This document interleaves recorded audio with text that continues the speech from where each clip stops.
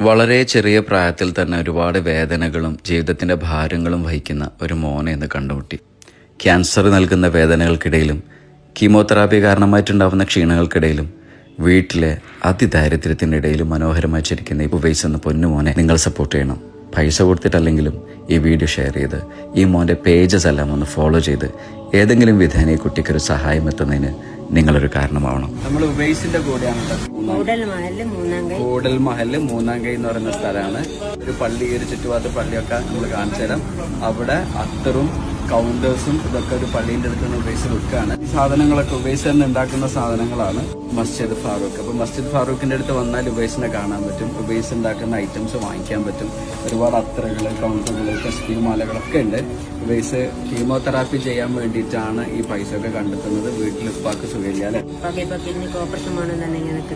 ഉപ്പാക്ക് കിഡ്നിക്ക് ഓപ്പറേഷൻ വേണം. ഉപ്പാക്ക്